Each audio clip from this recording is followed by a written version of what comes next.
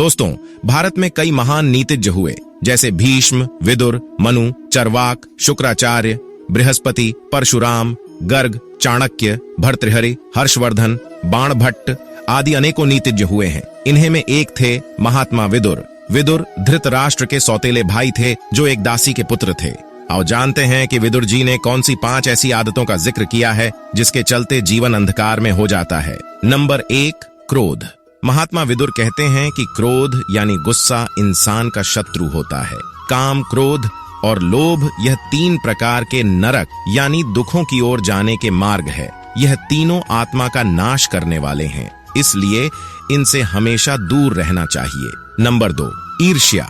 ईर्ष्या दूसरों से घृणा करने वाला, असंतुष्ट, क्रोध करने वाला, शंकालु और पराश्रित, दूसरों पर आश्रित रहने वाले, इन 6 प्रकार के व्यक्ति सदा दुखी रहते हैं। यह जीवन को अंधकारमय बना देते हैं। इसीलिए ईर्ष्या करने के बजाय स्वस्थ सकारात्मक प्रेरणा लेकर प्रतियोगिता करें।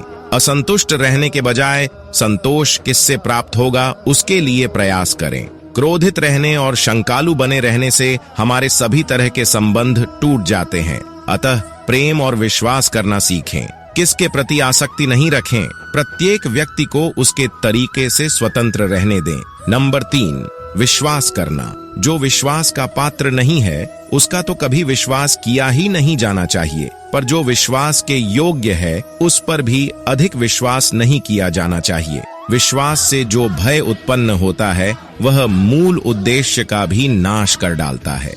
हालांकि महात्मा विदुर यह भी कहते हैं कि जो पुरुष अच्छे कर्मों और पुरुषों में विश्वास नहीं रखता, गुरुजनों में भी स्वभाव से ही शंकित रहता है, किसी का विश्वास नहीं करता, मित्रों का परित्याग करता है, वह पुरुष निश्चय ही अधर्मी होता है। नंबर 4, खुद की प्रशंसा करना।